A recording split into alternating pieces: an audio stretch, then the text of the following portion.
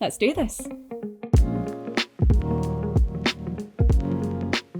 Hi, I'm Quinn and I'm winner of Interior Design Masters, and I'm here with Redoute Interiors to showcase my first collection. When I found out that I'd been announced the winner, it was absolute chaos. In my head it was. I just remember Alan handing me a glass of champagne and I was just like this the whole time. I couldn't hold it, so he had to take it back. I went numb. It was the most surreal moment, and yeah, it was just a complete and utter surprise, really.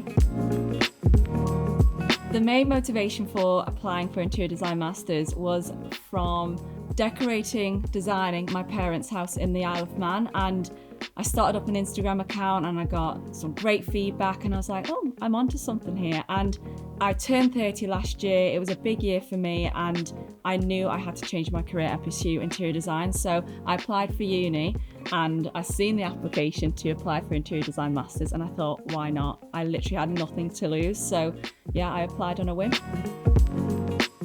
My main highlight from my experience has to be the other designers. I know that's cheesy, but honestly, each and every single one of them are so talented, and I feel like I've met my clique, my group. We just all understand each other because we're all obsessed with interior design.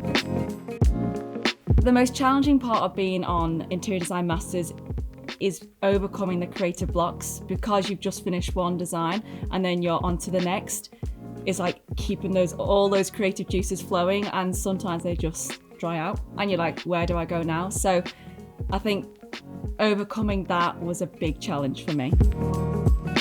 There are a few things I would have changed or done differently, and a few little regrets. I didn't like my chairs episode 3, and I didn't like my wardrobe in episode 1. Ugh, hated them.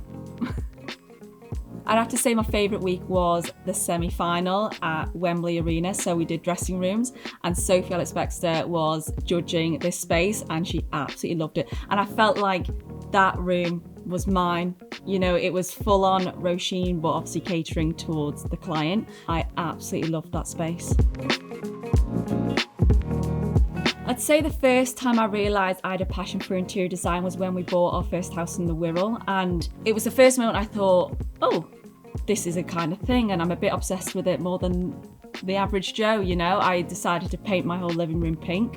Sorry, Ollie. And like it just all started snowballing from there. And then when I got onto my parents' house, and that just completely spiraled out of control. I went berserk in that house. My poor parents don't know what they're walking into half the time. But I think at that point, November 2022 was when I was like, right, this is a career I need to go for. I'd say the proudest project I've worked on would be my parents' house and the flower room in that house.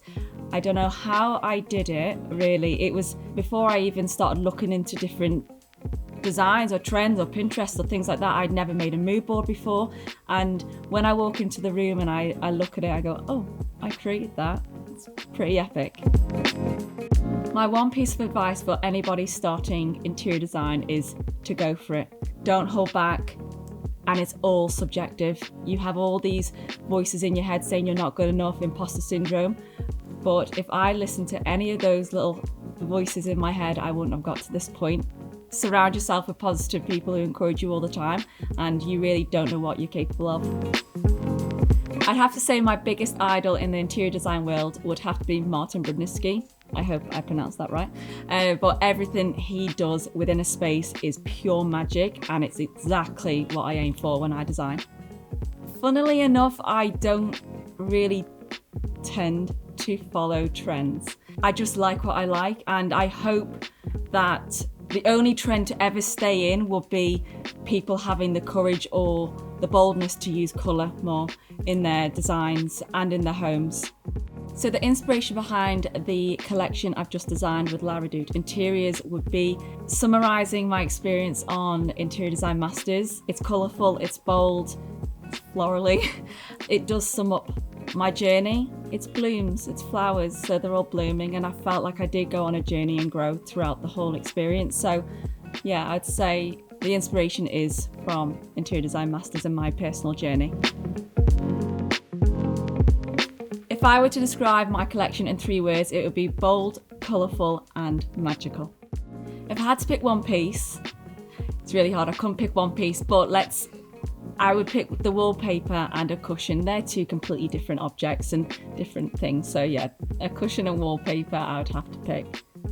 And the candle. I do love the outdoor cushions as well, because you're so limited when it comes to outdoor cushions. Honestly, I feel like you can't get many colourful ones. So I'd take the whole range as well. Yeah. So when I head to the Redoute website, the first place I'm heading to is the home accessories. I love home accessories, and I think that eases you in to then looking further afield to the furniture and the lighting. Yeah, I'd probably start there, because then the basket fills up quite quickly at that point. The first time I seen the collection in real life, I instantly smiled, and that's when I knew I'd hit the nail on the head and what I wanted to achieve, which was to bring joy and colour to a space.